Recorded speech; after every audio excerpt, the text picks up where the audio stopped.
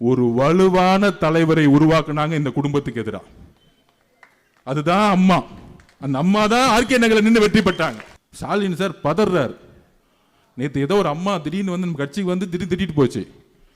பார்த்தா திடீர்னு அந்த அம்மாவை கூப்பிட்டு பக்கத்தில் நிற்க வச்சு சால்வை போட்டுட்டு இருக்காரு. எவ்வளவு பயம் பாருங்க ஸ்டாலின் சாருக்கு. இதுதான் நான் அன்னைக்கு படிச்சு சொன்னேன். இவங்க ஏமாத்துவாங்க, கூட இருந்து கொள்வாங்க. எப்படிதான் வைகோ வந்து எப்படி அந்த கட்சியை முடிச்சாங்களோ, விசிகேவை முடிக்கிறதுக்கு அவங்க ரெடி ஆயிட்டாங்க.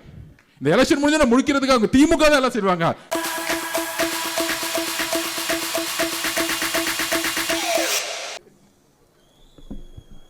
நமது கழகத்தின் போர்வால் பாசமிகு அண்ணன் தேர்தல் பிரச்சார மேலாண்மை பிரிவின் பொதுச் செயலாளர் அண்ணன் ஆதவ் அர்ஜுனா அவர்களை உரையாற்ற வருக வருக என அன்புடன் வரவேற்கிறேன்.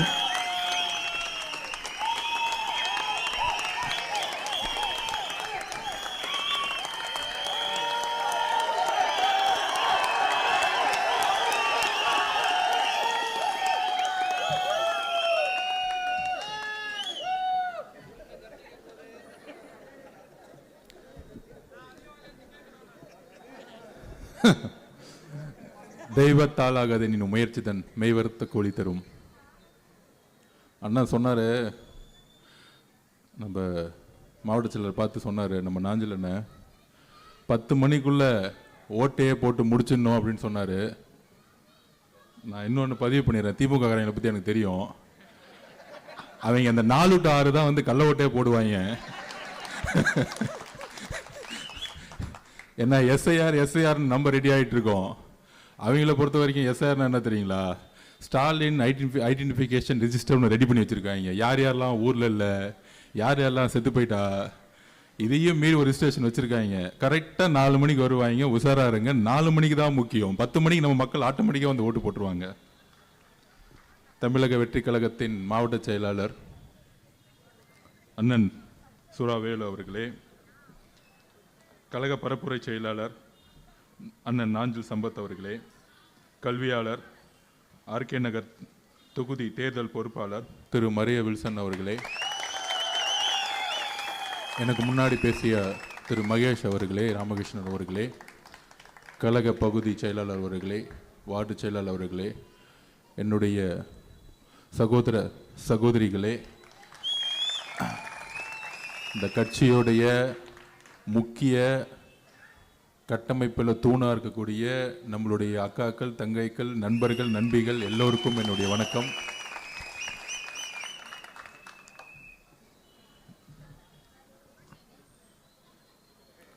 அதாவது ஆர்கே நகர், நான் காலையில் வெள்ளிவாக்கம் போயிட்டு அப்படியே ஆழ்வார்பேட்டில், அதாவது அப்படியே வர வழியில் அண்ணா நகர் வழியாக வந்து ஆழ்வார்பேட்டை வழியாக வந்து இப்படி ஆர்கே நகருக்குள்ளே நுழையிறேன். ஒரு அண்ணா நகருக்கும் ஒரு ஆர்கே நகருடைய அமைப்பிற்கும் அங்கேருந்து அந்த காரில் வரும்பொழுதே வித்தியாசம் எவ்வளோ தெரியுது அப்படின்னு. திமுகவும் சரி அதிமுகவும் சரி மாறி மாறி ஆண்டு இருக்காங்க. ஆனால் எப்பொழுதும் வட சென்னை ஏழ்மையுடைய உச்சத்திலேயே இருந்துக்கிட்டே இருக்கு. அது ஏன்னா வட சென்னையை அரசியல் ரீதியாக திமுக கைப்பற்றணும்னா தேர்தல் சமயத்தில் ஒரு 1000 ரூபா 2000 ரூபா கொடுத்து இந்த ஏழ்மையாக வச்சுக்கிட்டே இருக்கணும். எப்பயுமே ஒரு அண்ணா நகர் மாதிரி ஆர்கே நகர் மாறக்கூடாது, ஒரு நுங்கம்பாக்கம் மாதிரி பெரம்பூர் மாறக்கூடாது. அந்த மாதிரி வட சென்னையில் வில்லிவாக்கம் ஆரம்பித்து வில்லிவாக்கம், பெரம்பூர், ஆர்கே நகர், கொளத்தூர், முதலமைச்சர் தொகுதி உட்பட கொளத்தூர், ராயபுரம், திருவெற்றியூர் எல்லாருமே மிகப்பெரிய வறுமையிலேயே இருந்துட்டு இருக்கக்கூடிய ஒரு சூழ்நிலை இந்த அரசியல் தான் உருவாகிட்டே இருக்கு. இதுக்கு மக்கள் பொறுப்பு இல்லை. இன்றைக்கும் 30, 40, 50% இன்னைக்கும் சேரிகள் வாழக்கூடிய பகுதிகளாகவும் அந்த இடத்துல நம்ம மக்களுக்கு சாதாரண ஒரு அடிப்படை கட்டமைப்பு கூட கிடையாது. அந்த அளவிற்கு பூர்வ குடிமக்களாக இருக்கக்கூடிய வட சென்னை மக்களுக்கு எதுவுமே கிடைக்காம பார்த்துக்கிறதா இந்த திமுகவுடைய ஆட்சி முறை. பொதுவாக சொல்கிறாங்க, ஏன் திமுக மேலே இவ்வளோ கோவப்படுறீங்க, கடுமையாக பேசுகிறீங்க அப்படின்னு. நான் திமுகவில் வந்து வேலை பார்த்த சமயம் 2015 திமுக 40க்கு 40 தொகுதி தோத்த நேரம். அந்த நேரம் அதிமுக தான் வெற்றி பெற்று இருந்துச்சு. திமுக சோர்ந்து போயிருந்துச்சு.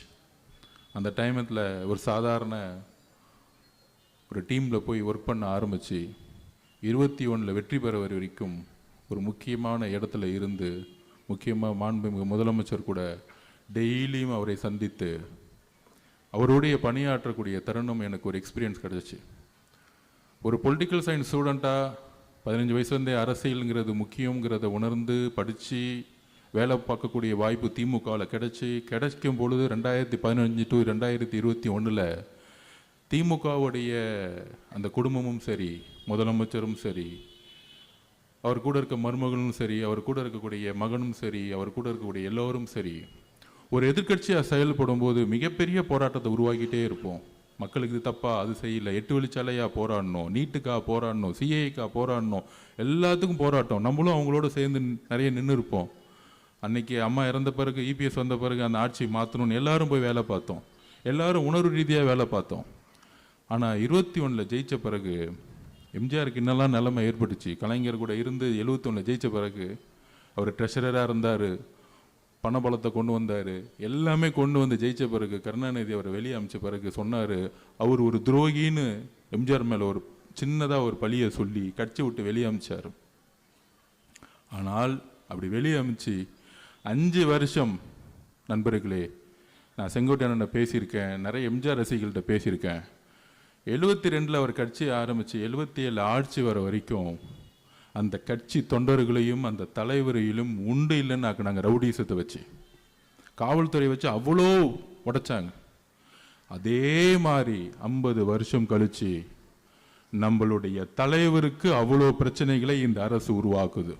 ஏன் இந்த 50 வருஷத்தில் வேறு யாருக்கும் உருவாக்கல? அம்மா ஜெயலலிதாக்கு அப்புறம், ஏனால் எம்ஜிஆருக்கு அப்புறம், அம்மா ஜெயலலிதாக்கு அப்புறம் வேற உறுதியான தலைவரை தமிழகத்தில் இன்னும் அந்த குடும்பம் பார்க்கல.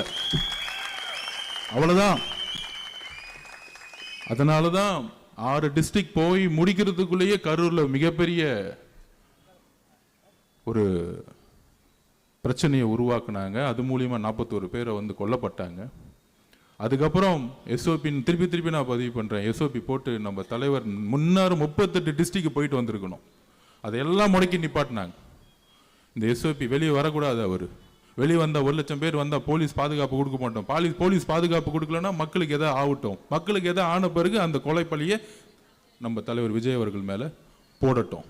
இதுதான் அவங்களுடைய பிரச்சாரம் கடந்த 6 மாசமா. வேற எந்த பிரச்சாரமும் அவங்களுக்கு எடுபடலை. தனிப்பட்ட பிரச்சாரங்கள் எதுவுமே எடுபடலை. அப்ப ஏன் முடக்கிறாங்க? ஏன்னா அவங்களுக்கு தெரியும், ஒவ்வொரு மாவட்டத்திலையும் ஒவ்வொரு சர்வே எடுக்கும் பொழுது நம்மளுடைய வளர்ச்சி எவ்வளோ, தலைவர் ஒவ்வொரு ஊருக்கு போயிட்டு வரதுக்குள்ள எவ்வளோ பெரிய வளர்ச்சின்னு அவங்களுக்கு தெரியும். அப்போ அந்த கடுமையான போலீஸை வச்சு, காவல்துறையை வச்சு எந்த அளவிற்கு எந்த அமைச்சர்கள் நம்மளை பற்றி பேச மாட்டாங்க. முதலமைச்சர் பேச மாட்டார், துணை முதலமைச்சர் பேரை சொல்ல மாட்டார். இதுதான் அரசியல், மிகப்பெரிய அரசியல். ஏன்னா அவங்க கிட்ட கட்சி இல்லை, அவங்க கிட்ட கவர்மெண்ட் முன்னாடி இருக்கு. அந்த கவர்மெண்ட்ல இருக்கக்கூடிய அதிகாரிகள், கலெக்டர், ஐஏஎஸ், ஐபிஎஸ் எல்லாரும் அவங்களுக்காக பணியை செஞ்சு அவங்களுக்கு வந்து நமக்கு ஒரு லா, அவங்களுக்கு ஒரு லா, அப்படி கொண்டு வந்து ஒரு கட்டமைப்பை உருவாக்கி நம்மளை எல்லாம் ஓரம் தள்ளினாங்க. எந்த பிரச்சாரம் செய்ய முடியாதுன்னு. ஆனால் அதெல்லாம் மீறி எங்கெல்லாம் பிரச்சாரம் செஞ்சோமோ அங்கே மக்களுடைய ஆதரவு, உண்மையாக சொல்கிறேன், எம்ஜிஆர்களுக்கு மிகப்பெரிய ஆதரவு வந்துச்சு. நான் திருப்பி சொல்கிறேன், யூடியூப்ல போய் திருவாரூர்ல போய் பாருங்க. ஒட்டுமொத்த திருவாரூர்ல தஞ்சாவூர் பெல்ட்டே அங்கே தான் இருந்துச்சு. திருவாரூர்ல அதை பார்த்தே அவங்க பயந்துட்டாங்க. ஸோ உடனே அந்த கரூருடைய இன்சிடென்ட்க்கு அப்புறம் நீங்கள் பார்த்துருப்பீங்க, ரீசண்டாக நம்ம மேலே வந்து அதிமுக இவங்கெல்லாம் விமர்சனம் பண்ணிட்டு இருப்பாங்க. இப்போ ரீசண்டாக இந்த 1 வாரமா, இன்னைக்கு என்ன நாள் சொல்லுங்க? இன்னைக்கு என்ன நாள்? இன்னைக்கு ரம்ஜான். நம்மளுடைய சகோதர சகோதரிகள் நோன்பு இருந்து நேற்று முடிச்சு, தலைவர் 2 நாளுக்கு முன்னாடி நோன்பு இருந்து ஈவினிங் முடிச்சு நம்ம கொண்டாடணும். அப்ப அவர் பேசும்போது ஒரு முக்கியமான ஒரு விஷயம் பதிவு பண்ணார்.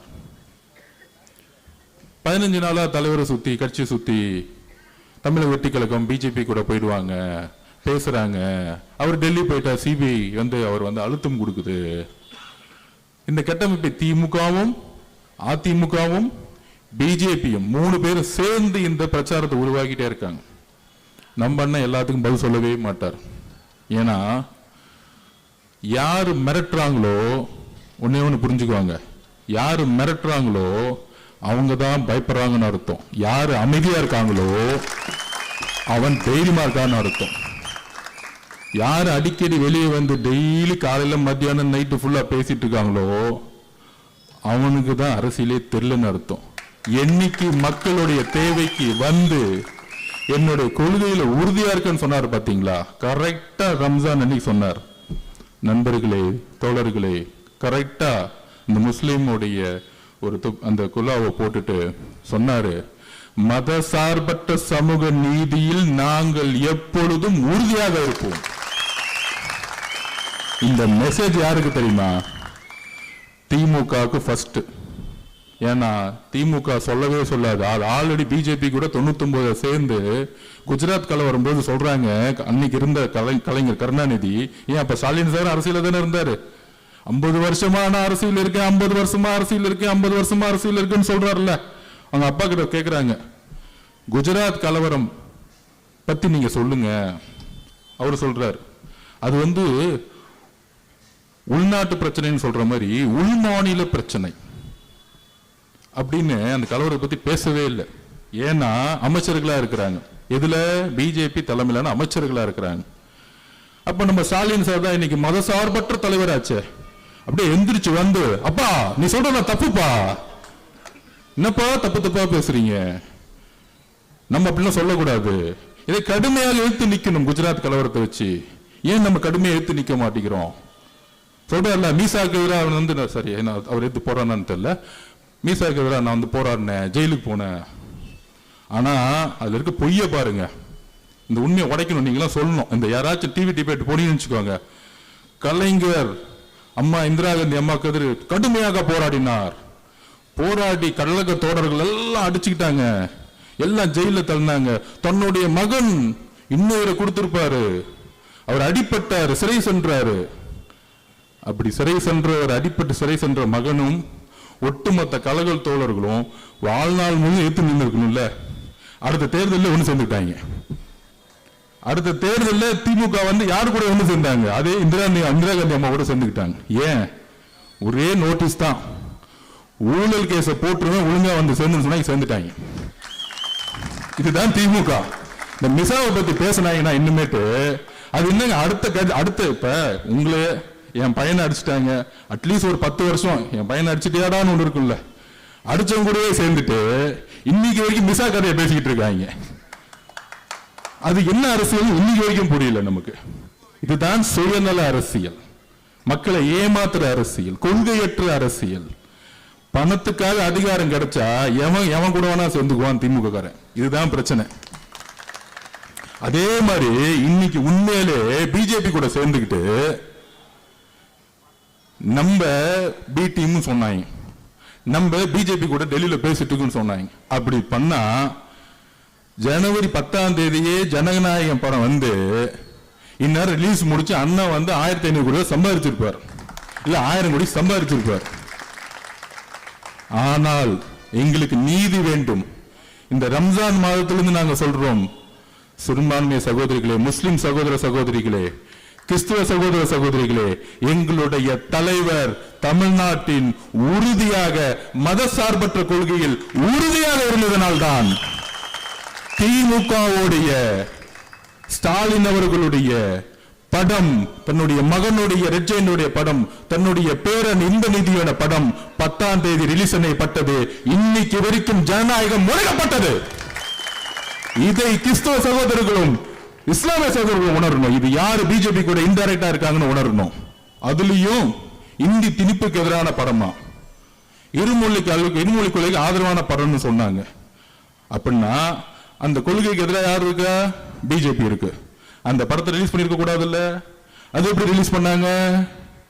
இதுதான் அரசியல். அண்ணன் விஜய் அண்ணன் படத்தை ரிலீஸ் பண்ண கூடாது, அவர் அரசியல் படமும் கிடையாது அது. அப்ப இதுல இருந்து புரிஞ்சுக்கணும் சிறுபான்மை சகோதரர்களும், யாரு உண்மையாக மதசார்பற்ற கொள்கைக்காக அவர் நினைச்சிருக்கலாமே, சரி நம்ம சேர்ந்துக்கலாம். இப்ப சொல்றாங்களே எல்லாரும், அதான் கொடுக்குறாங்களே ஆஃபரு, கூட்டணி உருவாக்க முடியல. அவர் நினைச்சிருந்தா என்ன கூட்டணி உருவாக்கி இருக்க முடியும் தெரியுமா? மதசார்பற்ற தலைமையிலிருந்து வெளியே வந்திருந்தா இன்னைக்கு அவர் முதலமைச்சர் சொல்றதுக்கு டெல்லி கூட ரெடி. அதையெல்லாம் தூக்கி போட்டார். அவர் உறுதியா இருக்கிறார். நான் என்னுடைய கொள்கையில் உறுதியா இருக்கிறேன். ஏனென்றால் முதல் நாளே சொன்னாரு, பெரியார் அவர்கள் கொள்கையும் அம்பேத்கர் அவர்கள் கொள்கையும் உருவாக்கிய பொழுது அவர் சொன்னது சும்மா போட்டோக்காக கிடையாது. இன்றைக்கு நாங்கள் உறுதியாக சொல்றோம், தமிழக வெற்றி கழகத்தின் ஆபீஸ்ல தான் பெரியார் சிலையும் இருக்கு, அம்பேத்கர் சிலையும் ஒன்றாக இருக்கிறது. இது அறிவாளத்துல கிடையாதுப்பா. நான் ஓப்பனா சொல்றேன், டிக்ளேர் பண்றேன். சேலஞ்ச் இருந்தா சொல்லுங்க. ஸ்டாலின் சார் சொல்லட்டும், முதலமைச்சர் சார் சொல்லட்டும், உங்க அறிவாளத்தில் அம்பேத்கர் சிலை இருக்கா? உங்க அறிவாளத்தில் பெரியார் சிலை இருக்கா? கிடையாது.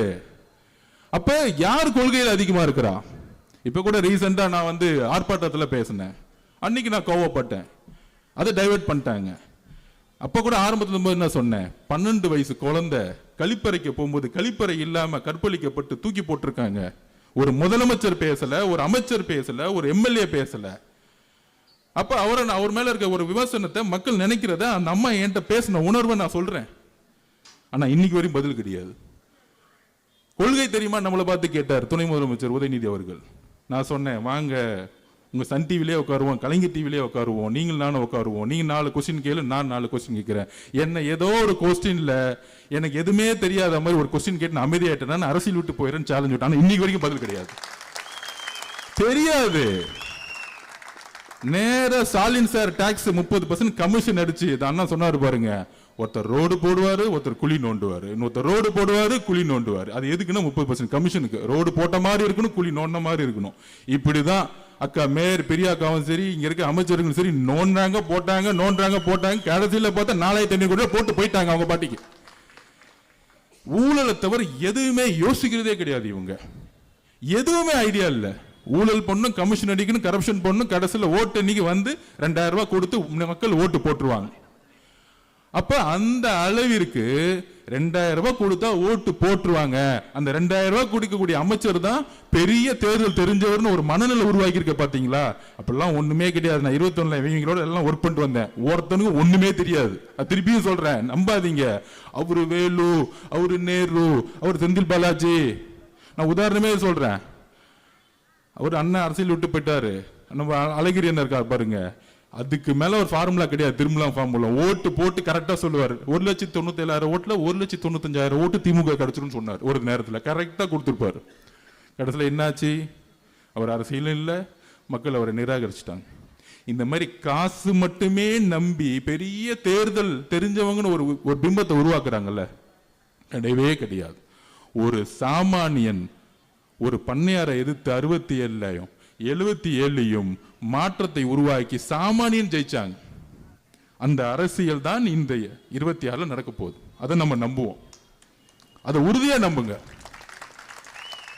இந்த பணபலம், கூட்டணி அதெல்லாம் ஒண்ணுமே கிடையாது. நம்ம மதசார்பற்ற கொள்கையில இருக்குன்னு சொன்னவொன்னே, கூட்டணிக்கு நம்ம அதிமுக போலன்னு சொன்னோன்னே 2 நாளுக்கு முன்னாடி அதிமுக பிரச்சாரம் ஆரம்பிச்சுட்டாங்க. அது என்ன ஷூட்டிங் அவர் கரூர்ல பண்ணார். எவ்வளவு கொடூரமான கேவலமான மனநிலை இருந்தா இப்படி ஒரு பிரச்சாரத்தை உருவாக்குவாங்க அதிமுகவும் பிஜேபியும்? சொல்லுங்க. அவங்க தான் கரூருக்கு வந்தாங்க. அங்க இருக்கிற இபிஎஸ் பொதுச்செயலாளர் தான் சொன்னாங்க இது திமுக தான் காரணம்னு. பிஜேபி குழுவே சொன்னாங்க இது அவங்க தான் காரணம்னு.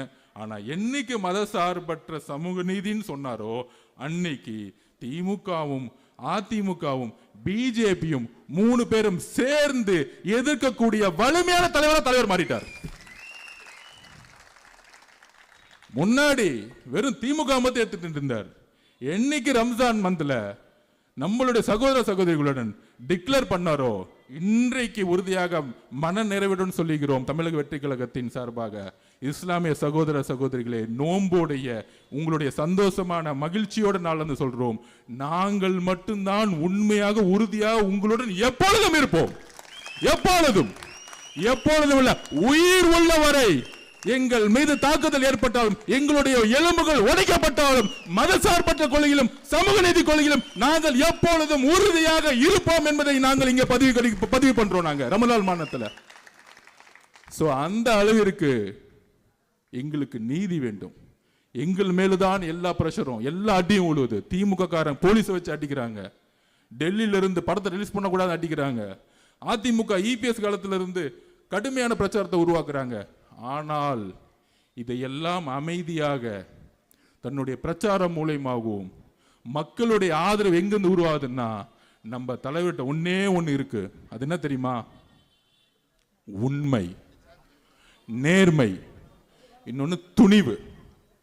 இந்த மூணும் தான் நம்ம கிட்ட ஸ்ட்ராங்கா இருக்கு. ஸோ அதை நாம் நம்புவோம். போதும் இது இது யார் எந்த கட்சிக்கிட்டையும் கிடையாது. நான் திருப்பி சொல்றேன், எந்த கட்சிக்கிட்டையும் கிடையாது. அதனால இந்த ஒரு போலியான பிரச்சாரத்தை உருவாக்குவாங்க. என்ன பிரச்சாரம்? இப்ப சொன்னாங்களே பாருங்க, கரூர்ல அவர் ஷூட்டிங் நடத்தினாரா? நான் ஷூட்டிங் போனேன், மகாபலிபுரம் பக்கத்துல ஒரு 150 ஏக்கர்ல பண்ணிட்டு இருந்தாங்க. அவர் கிளம்பி வாங்கன்னு சொன்னா 10 நிமிஷத்துல 50,000 பேர் வந்து நிற்பாங்க. 10 நிமிஷத்துல 50,000 பேர் நிற்பாங்களா? நிற்பாங்க மாட்டாங்களா? அப்ப கரூர்ல பிரச்சாரம் போன்ற இடத்துல ஷூட்டிங் எடுத்தான்னு ஒரு பொய்யான தகவலை பரப்பி நம்மளுடைய உறவுகளை இழந்து 41 உலகங்கள் இருந்து இன்றைக்கும் வருத்தத்தில் இருக்கும். அவங்களை அசிங்கப்படுத்தக்கூடிய செயலை இந்த அரசியல் செஞ்சுக்கிட்டு இருக்கு. அதை நாங்கள் தூக்கி எறிவோம். மக்களே தூக்கி எறிவாங்க. அதை யார் உருவாக்குனதுன்னு தெரியும். அதுக்கு தான் போயிட்டு வந்தார் செந்தில் பாலாஜி என்குறிக்கு. உண்மைகள் தெரியும். நாளைக்கு ஒரு நாள் எல்லா உண்மைகளும் தெரியும்.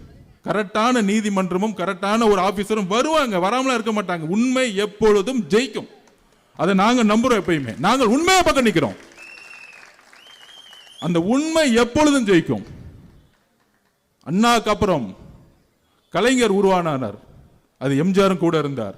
கலைஞர் தவறு செய்யும் பொழுது, கலைஞர் குடும்ப ஆட்சி ஏற்படும் பொழுது, கலைஞர் ஊழல் செய்யும் பொழுது, கலைஞர் கொடுமையான ஆட்சி செய்யும் பொழுது, கலைஞர் ஜனநாயகத்துக்கு எதிரான ஆட்சி செய்யும் பொழுது எம்ஜிஆர் உருவானார்.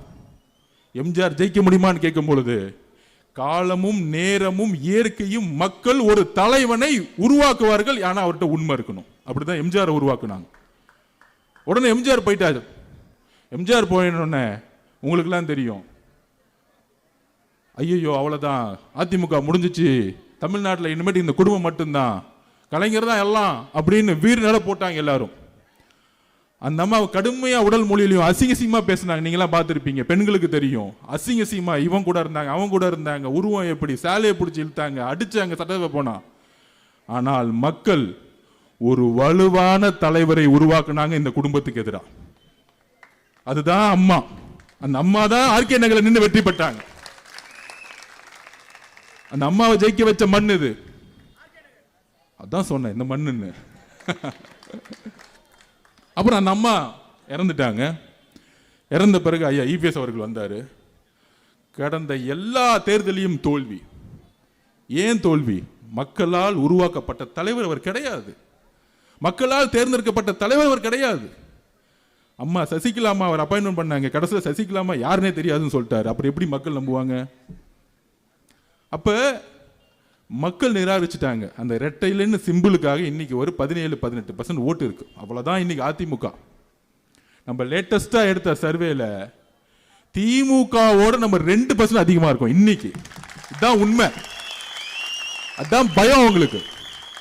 அதிமுக 3ஆவது இடத்துக்கு போயிருச்சு.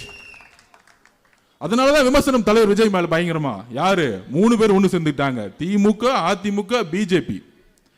இப்ப 3 பேரும் ஒன்று சேர்ந்து ஒருத்தர் எதுக்குறாங்க. அந்த 3 பேர் யாரு தெரியுங்களா? அந்த 3 பேர் கூட எத்தனை கூட்டணி இருக்கு? இது தமிழக வரலாற்றிலே நடந்ததில்லை. ஐயா எம்ஜிஆர் அவர்கள் கூட கம்யூனிஸ்ட் இருந்தாங்க. டெல்லி கூட நீ சப்போர்ட் பண்ணுச்சு இன்டைரக்டா. ஆனால் இன்னைக்கு ஒரு ஆள், ஒரு கட்சி, ஒரு சாமானிய கட்சி, இளைஞர்கள் ஒட்டுமொத்தமா நிக்கிறாங்க. யார் எதிர்த்து? திமுக கூட 26 கட்சி கூட்டணி. ஸ்டாலின் சார் பதறார்.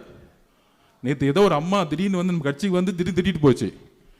பார்த்தா திடீர்னு அந்த அம்மாவை கூப்பிட்டு பக்கத்தில் நிற்க வச்சு சால்வை போட்டுட்டு இருக்காரு. எவ்வளவு பயம் பாருங்க ஸ்டாலின் சாருக்கு. யார் யாரெல்லாம் திட்டுறாங்களோ முதலமைச்சரை பர்சனலா பாக்குறாரு நம்ம தலைவரை. அப்ப அவருக்கு எவ்வளவு பயம். ஒரு பயம் இருந்தா இந்த மாதிரிலாம் செய்வாங்களா? ஒரு முதலமைச்சர் ஸ்டேஜில் இருக்காங்க, ஒரு யூடியூப்ல பேசுறவங்களை கூட்டிட்டு போய் ஒரு சால்வையா போட்டு வாங்க வாங்க வாங்க வாங்க விஜய் சாரை திட்டிட்டீங்களா? அப்போ திமுக நீங்க திமுக இடத்த இப்ப திமுக சேரணும்னா ஒன்னே ஒண்ணுதான், நம்ம அண்ணன் விஜய் அண்ணன் நீங்க திட்டுனீங்கன்னா ஒரு 10 லட்ச ரூபா கொடுத்து வாங்கன்னு சால்வை போட்டு கூட்டிட்டு போயிடுவாங்க. அவ்வளவு ஒரு கேவலமா கட்சியை மாறிடுச்சு திமுக இன்னைக்கு. அண்ணா எப்படிலாம் உருவாக்குனார், கடமை, கண்ணியம், கட்டிப்பாடு, சமூக நீதி, இருமொழி கொள்கை, இதெல்லாம் எனக்கு உண்மை தெரியாது. நீ திமுக பத்தி இந்த சமூக நீதினா என்னன்னு தெரியுமா? சமூக நீதியா? சமூக நீதிலாம் தெரியாது. கான்ட்ராக்டர், கமிஷன், உனக்கு எவ்வளவு வரும் எனக்கு எவ்வளவு சொல்லுன்னு சொல்லிட்டு போயிட்டே இருப்பான். இதை தவிர ஒண்ணுமே தெரியாது. நம்ம சம்பத்தண்ண பேசுற மொழியில இன்னும் புரியாது அவங்களுக்கு. நம்மளை பார்த்து கொள்கைக்கிறான். நான் கொள்கை இல்லைன்னா வாங்க உங்க பையன் முதல்ல உங்களுடைய உதயநிதி அனுப்புங்க, கலைஞர் டிவிக்கே நான் வரேன், ஒண்ணுமே பிரச்சனை இல்லை, லைவ் வைங்க போதும், நான் பேசுவோம், 2 பேரும் உட்காந்து பேசுவோம். வரமாட்டாரு. அவருக்கு சா மூ கான்னு சொல்றதுக்குள்ள ஒன்றும் புரியாது அவருக்கு, என்னன்னே தெரியாது. அவரு கூட இருந்திருக்கோம்ல தெரியும். பாம்பின் கால் பாம்பறியும். நம்ம பாம்பு இல்லை, ஆனா இந்த கூட இருக்கும்போது தெரியும் இவங்க என்ன பண்ணுவாங்கன்னு. அப்ப இன்னைக்கு இருக்க என்ன சூழ்நிலையில இருக்கிறோம், நம்மளை பார்த்த உடனே நம்மளை மைண்டெல்லாம் இது பண்றாங்களாம். அது என்ன திமுக 26 கட்சிப்பா, என்னப்பா தனியா திமுக. அதுக்கு தான் நான் அன்னைக்கே சொன்னேன், அந்த பிகிலு படத்துல ராயப்பன் கேரக்டர்ல அப்படி போகும்போது அண்ணா தனியா மாட்டிக்கிட்டாருண்ணே தொக்க அப்படின்னு. தனியா வர்றதே உங்களை போட்டு அடிக்கிறதுக்கு தான்டா. அதே சீன் தான் வர 26 தேர்தல். நீ 26 பக்கம் பேர் ஒன்னா நில்லு. அந்த 26 கட்சி கூட்டணி எப்படி நம்ம சொல்லணும்ல இன்னைக்கு. அதுல நம்ம யாருமே குறைச்சு சொல்ல. அதுல இன்னைக்கு 26 கட்சி கூட்டணி எப்படி இருக்குன்னு பாத்துக்குவாங்க. திராவிட இயக்கத்தின் தமிழ் தேசியத்தின் போர்வால் அண்ணன் வைகோ அவர்கள் 4 சீட்டு. திமுக எந்த அளவிற்கு தலைவர்களை அசிங்கப்படுத்தி ஏமாத்தி துரோகம் பண்றான்னு பாருங்க. 5 வருஷம் ஒன்னா இருந்துட்டு கரெக்டா நாமினேஷன் பண்றது 1 வாரத்துக்கு முன்னாடி கூட்டணியை கூப்பிட்டு பேசி 4 சீட்டாம். அதுல 3 சீட்டு உதயசூரியனா, 1 சீட்டு மதிமுக சிம்பிளாம். இது என்னடா குழப்பமான ஒரு கூட்டணி. இந்த ஒரு படத்துல சொல்லுவாங்களே 40+30 இல்ல 42+28 இந்த மாதிரி. அது என்னடா 1 சீட்டு மதிமுக 3 சீட்டும் திமுக. அப்ப அந்த கட்சிக்கு சுய ஒரு இதுவே இருக்கக்கூடாதா? அவங்களுக்கு செல்ஃப் ரெஸ்பெக்டே இருக்கக்கூடாதா? ஐயா மதிமுக தலைவர் எவ்வளவு பெரிய தமிழ் தேசியத்துக்காகவும் திராவிட இயக்கத்துக்காகவும் பேசினாரு. அந்த கட்சி இன்னைக்கு எப்படி ஆகி இந்த திமுக கூட சேர்ந்ததுனால தன்னுடைய கட்சியோடைய சுய கௌரவத்தையும் இழந்து இன்னைக்கு எதுவுமே இல்லாம போயிடுச்சு. 3 சிம்பிள் கொடுத்தா என்ன ஆகும்? மதிமுக 3 சிம்பிள் வாங்கினா அவன் திமுக காரன். ஒரே ஒரு சீட்டு கொடுத்துருக்காங்க. அப்ப அந்த மதிமுக கட்சி ஒழிச்சிட்டாங்க. கம்யூனிஸ்ட் தோழர் கடுமையா இவங்களுக்காக போராடினாங்க. இவங்க என்னென்ன பிரச்சனை பண்ண கூடியே நின்னாங்க. 6 தொகுதியில் 5 தொகுதி கொடுத்துட்டாங்க. இருந்தா ஏரியில போனா போ. எப்படி அப்ப கூட இருக்கக்கூடிய தோழர்கள் கூட இருப்பாங்க, 4 தலைவர்கள் கூட இருப்பாங்க, கீழே இருக்க ஒருத்தருக்கு எல்லாம் நம்ம பக்கம் வந்துட்டாங்க. அதுதான் திருப்பி சொல்றேன். அப்பையில இருந்து திமுக கூடிய கூட்டணி கட்சி தலைவர்கள் மட்டும் தான் இருக்காங்க, தொண்டர்கள் எல்லாம் டிவிக்கு பக்கம் வந்துட்டாங்க.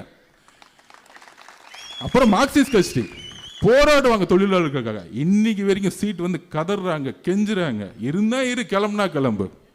என்ன உளவியல்? ஏன்னா பணபலம் இருக்கு அவன்கிட்ட, கொள்ள அடிச்சு பணத்தை வச்சிருக்கான். அப்ப இந்த பணத்தை வச்சு நாங்க யாரு, நாங்க இல்லைன்னா பிஜேபி எதுக்க முடியாது.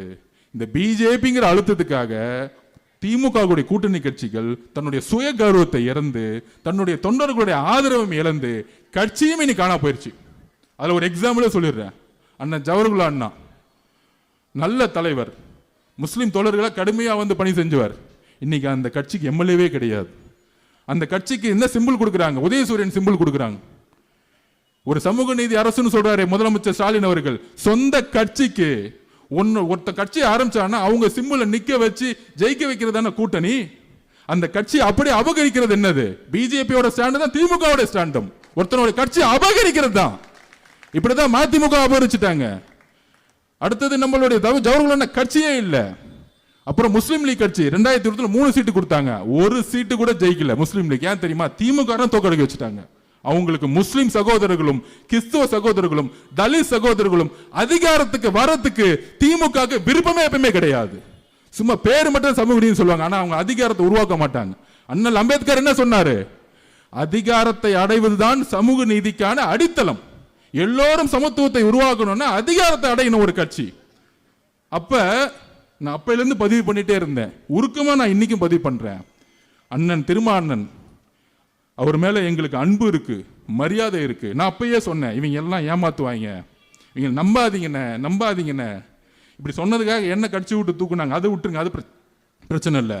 அப்ப திமுக இல்ல நம்ம பிஜேபி எதுக்காக எப்பயுமே முதலமைச்சர் ஸ்டாலின் ஒன்று சொல்லுவாரு, நம்மெல்லாம் சீட்டு கூட்டணி கிடையாது, நம்மெல்லாம் ஒரு கொள்கைக்கான கூட்டணி. ஏன் கொள்கைக்கான கூட்டணின்னா கூட இருக்க உங்களுக்கு சீட்டு கொடுக்க கூடாதா? இன்னைக்கு காலையில பதிவு பண்றாரு அண்ணன் திருமாண்ணன், எவ்வளவு வலியோட பதிவு பண்ணுவாரு. வளரக்கூடாது என்று நினைக்கிறார்கள், போராடி தொகுதிகளை பெற வேண்டும், போராடி நிதியை திரட்ட வேண்டும், நெருக்கடிகளுக்கு இடையில் போராடி வேட்பாளர்களை தேர்வு செய்ய வேண்டும் என்ற பணி சுமைகள் எனக்கு ஏராளமாக உள்ளன. இந்த அரசியல் களமும் சமூக சூழலும் நமக்கு சாதகமாக இல்லை. நாம் எந்த வகையிலும் வலிமை பெறக்கூடாது என நினைப்பவர்களின் எண்ணிக்கையே இங்கு அதிகம். நாம் எந்த வகையிலும் வலிமை பெறக்கூடாது என நினைப்பவர்களின் எண்ணிக்கையே இங்கு அதிகம். அப்படின்னா திமுக தான், வேற யாரு? நாம் எந்த வகையிலும் வலிமை பெறக்கூடாது என நினைப்பவர்கள் எண்ணிக்கையே இங்கு அதிகம்னா திமுக பத்தி அவர் பேசிட்டு இருக்காரு. கூட 5 வருஷம் பல கொடுமைகளை தலித் சகோதரர்கள் அனுபவிச்சாங்க. ஆனால் கடைசியா 5 தொகுதிக்கு மேல கிடையாது, 6 தொகுதிக்கு மேல கிடையாது. இருந்தா இருங்க, இல்லைன்னா போங்க. நாம் வளர வேண்டும் என்ற வாழ்த்தவோ ஊக்கப்படுத்துவோ இங்கு யாரும் இல்லை என்பதை யதார்த்தமான உண்மை. எவ்வளவு மன வலிமையோட அண்ணன் திருமானவன் இதை பேசியிருப்பாரு. இதை எவ்வளவு அவர் கண்ணுல இருந்து கண்ணீர் மட்டும் தான் வரல. உங்களுக்காக வேங்கவை பட்சத்துக்காக கடுமையான விமர்சனங்களுக்கு உள்ளாக்கப்பட்டவர். கிட்டத்தட்ட 200 தலித் சகோதரர்களுக்கு பல கொடுமைகள் நடந்திருக்கும். ஒவ்வொரு மாவட்டத்திலும் கொடியேற்ற உடம்புல எல்லாத்துக்கும் உங்களோட நின்னாரு. ஒரு நண்பனா, ஒரு சகோதரமா. இன்னைக்கு திமுக கூட ஸ்டாலின் சார் நிற்பாரு. ஆனா ஒரு எம்எல்ஏ சீட்டு வரும் பொழுது தலித் சகோதரர்கள் எத்தனை கோடி பேர் இருக்காங்க? 25% இருக்காங்க. அதுல ஆதி திராவிடர்கள் 95 லட்சம் பேர் இருக்காங்க. அதோடைய ஒரு முகமா வளர்ந்து வந்தவர் அண்ணன் திருமாண்ணன். ஆனா அவருக்கு 6 சீட்டு கொடுத்து இருந்தா இரு, இல்ல போனா போ. இதுதான் நான் சொல்றேன், இதுதான் அட்ராசிட்டி, இதுதான் பண்ணையாத்தனம். திமுகங்கிறது பண்ணையாத்தனத்துல இருந்து மாறவே இல்லை. ஸ்டாலின் அண்ணா வந்தாருன்னா மாறுவார்னு நினைச்சோம், மாறல. 2011 அவங்க அப்பா கலைஞர் 10 தொகுதி விசிகே கொடுத்தாங்க.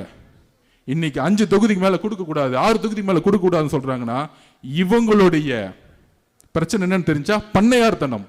அவர் சொன்ன வார்த்தைகள் திருப்பி பதிவு பண்றேன். நாம் எந்த வகையிலும் வலிமை பெறக்கூடாது என நினைப்பவர்கள் எண்ணிக்கையே இங்க அதிகம். அதுதான் திமுக. இதுதான் நான் படிச்சு சொன்னேன். இவங்க ஏமாத்துவாங்க, கூட இருந்து கொள்வா. எப்படிதான் வைகோ எப்படி அந்த கட்சியை முடிச்சாங்களோ, நாளைக்கு விசிகேவை முடிக்கிறதுக்கு அவங்க ரெடி ஆயிட்டாங்க. இந்த எலெக்ஷன் முடிஞ்சா முடிக்கிறதுக்கு அவங்க திமுக தான் எல்லாம் செய்வாங்க. தமிழக வெற்றி கழகம் எதிரி கிடையாது, ஆதவர்ஜனா எதிரி கிடையாது. அண்ணா உங்கள் மீது எப்பொழுதும் நான் அனுபவிச்சிருக்கேன். இது அரசியலா பேசல. உங்களுடைய வழி என்னுடைய வழி, உங்களுடைய வழி இந்த மக்களுக்கான வழி நாங்க பாக்குறோம். கூட்டணி தொடர்ந்து அரசியலுக்கு அப்பாற்பட்டு நான் பேசிட்டு இருக்கேன். ஒரு தவறு நடந்தால் நாங்கள் பெரியாருடைய வழித்தொண்டர்கள். எங்கு ஆதிக்கம் இருக்கோ அங்கு எங்கள் தலைவர் எதிர்த்து நிற்பார். எங்கு ஆதிக்கம் இருக்கோ அங்கு நானும் எதிர்த்து நிற்பேன். அது எந்த அதிகாரம் இருந்தாலும் எங்களுக்கு பயம் கிடையாது, எந்த பயமும் கிடையாது. அப்ப திமுக கூடிய ஒவ்வொரு கட்சியும் இன்னைக்கு முடக்கி, அம்மா பிரேமலதா அக்கா வந்தாங்க, தேசிய முற்போக்கு கூட்டணி நல்ல கட்சி. ஆனால் பிஜேபியோட இத்தனை நாள் வந்தாங்களாம், கூடயே இருந்துட்டு அதிமுக கூட இருந்துட்டு வந்தவங்க. அவங்களுக்கு 34 ஒரு எம்எல்ஏ கொண்ட ஒரு ராஜ்யசபா சீட்டு, அதிகமான தொகுதிகள் சைன் போட்டு முன்னாடியே முடிச்சிட்டாங்க. ஆனா இவங்களுக்காக கம்யூனிஸ்ட் தோழர்களும், இவங்களுக்காக ஜவஹர்லால் அண்ணனும், நம்மளுடைய திருமாண்ணனும் எல்லோரும் இருந்து திமுகவுடைய எல்லா ஊழல்களுக்கும் எல்லா தவறுகளுக்கும் கூட இருந்து நாங்க தான் ஒரு ஜனநாயக ரீதியா பிஜேபி வரக்கூடாது, நாங்க நிக்கிறோம் திமுக கூட சொன்னவர்கள்லாம் கடைசியில் 5 சீட்டு 6 சீட்டு இருந்தா இருங்க, போனா போன்னு சொல்லக்கூடிய பண்ணையார்த்தனம் இன்னைக்கு தலித் மக்கள் ஒட்டுமொத்தமா திமுக திரும்பி இருக்காங்க. இதுதான் உண்மை. அண்ணன் திருமாவளவனுடைய கண்ணீருக்கு ஸ்டாலின் அவர்கள் வரக்கூடிய எலெக்ஷன்ல ஆட்டோமேட்டிக்கா முடிவு பண்ணிடுவாங்க மக்கள். அதனால இந்த கூட்டணி பொருந்தாத கூட்டணி. அங்க இருக்க கூட்டணியில் இருக்கவங்களே அவங்க கட்சியை அபகரிக்கிறாங்கன்னு எல்லா தொண்டர்களும் பேச ஆரம்பிச்சிட்டாங்க. சொந்த சிம்பிள்ல நிக்க கூட கூடாது சொல்லக்கூடிய பண்ணையாத்தனம் இருக்குல்ல, இதுதான் திமுகவுடைய வீழ்ச்சித்துக்கான அறிகுறி. அப்ப பொருந்தாத 26 கட்சி தலைவர்கள் ஒன்னு சேர்ந்து தொண்டர்கள்லாம் டிவிக்கு பக்கம் வந்த பிறகு இங்க யார் வலிமையான தலைவர்? நம்ம தான் வலிமையான தலைவர். நம்பர் 1. நம்பர் 2, அதிமுக கூட்டணி பத்தி 5 நிமிஷம் பேசி முடிச்சிடுறேன். நம்ம ஏன் தனியா போனோம்? மத சார்பற்ற குறிக்கோள நம்ம ஏன் ஒன்னா நிக்கணும்னா, தமிழ்நாட்டில் முஸ்லிம்ஸ், கிறிஸ்டின் சகோதரர்கள், தலித் சகோதரர்கள் எல்லோரும் நம் மீது 70% நம்ம பக்கம் திரும்பி நம்மோட நம்பிக்கையா நிற்கிறாங்க. எல்லா கம்யூனிட்டியில் இருக்கக்கூடிய பிசி, ஓபிசி இருக்கக்கூடிய ஏழை மக்கள், தொழிலாளர்கள் நம்ம பக்கம் நிற்கிறாங்க. அவர்களோட ஒரே நம்பிக்கை எப்பொழுதும் மதசார்பற்ற கூட்டணியை நீங்கள் தலைவர் உருவாக்குவாருங்கிறதுல தான் தலைவருக்கு இவ்வளவு பெரிய வளர்ச்சி இருக்கு. அந்த அடிப்படை கொள்கையை அவர் என்னைக்குமே உடைக்க மாட்டார். அதனால தான் தனியாக நாங்கள் நிற்போம்ங்கிற உறுதியை கொடுத்தார். அப்புறம் அதிமுக கூட்டணி 10 கட்சி இருக்கு. அந்த கட்சி எதுவுமே பொருந்தாத கூட்டணி. ஏதாவது நம்பர் வேணும்னா அம்மா ஜெயலலிதா சிங்கம் மாதிரி இருந்தாங்க. ஒரு கூட்டணி பேச்சுவார்த்தை இங்க போயஸ்கார்ல முடியும். ஆனா எதுக்கு எடுத்தாலும் டெல்லியில போய் உங்களுக்கு என்ன எனக்கு என்னன்னு சொல்லக்கூடிய ஒரு தோல்வியான தலைவர். ஆனால் அதிமுக கூடிய எல்லா தொண்டர்களும் டிவிக்கு பக்கம் எப்பயோ போயிட்டோம். அதனால நம்ம அதிமுக விமர்சனம் பண்றதே கிடையாது. எம்ஜிஆர் அவர்கள் உருவாக்கக்கூடிய, அம்மா ஜெயலலிதா அம்மா உருவாக்கிய உண்மையான தொண்டர்கள் நம்ம கிட்ட இருக்காங்க. அதனாலதான் இன்னைக்கு நம்ம 35% மேல கிராஸ் பண்ணி வெற்றி பெற இடத்துக்கு போயிட்டோம். அதனால தோழர்களே நம்புங்கள். இன்றைக்கு ரம்ஜானுடைய நாள் என்று சொல்றேன். அடுத்த ரம்ஜான் நம்மளுடைய தலைவர் முதலமைச்சரா சென்ட் ஜார்ஜ் கோட்டையில் உட்கார்ந்துட்டு இருப்பார். அன்றைக்கு என்ன வாக்குறுதி கொடுத்தார்னா, மதசார்பற்ற சமூக நீதிக்கான அரசை உருவாக்கும் சொன்னாரு. அதோடைய முதல் சைன் தான் சென்ட் ஜார்ஜ் கோட்டையில் இருக்கும் பதிவு செய்து ஆர்கே நகர்ல நம்மளுடைய மரிய வில்சன் சார் தொகுதி பொறுப்பாளராக போட்டிருக்கோம். ஒரு பெரிய கல்லூரி நடத்தவர். ஆனா ஏழ்மையான குடும்பத்திலிருந்து வந்தவர், மிகப்பெரிய ஏழ்மையான குடும்பத்தில் வந்தவர். நான் உட்பட மிகப்பெரிய ஏழ்மையான குடும்பத்திலிருந்து வந்தோம். அதனாலதான் எல்லாத்தையும் விட்டு நாங்கள் ரோட்டுக்கு வந்து நின்றுட்டு இருக்கோம். மக்களோட மக்களா நிக்கணும்னு. எப்பொழுதும் சமதர்மம் நினைக்கக்கூடியவர் அவரு. நம்ம சூறாவேலன் எல்லாரும் சேர்ந்து இந்த ஆர்கே நகர் தொகுதி வெற்றி பெற்று 140 தொகுதியை தமிழக வெற்றி கழகத்துக்கு மட்டுமே ஜெயிக்குங்கிறத ஒரு உறுதியை கொடுத்து இது ஆர்கே நகர்ல இருந்து ஆரம்பிப்புங்கிற சொல்லி விடைபெறுகிறேன். நன்றி, வணக்கம்.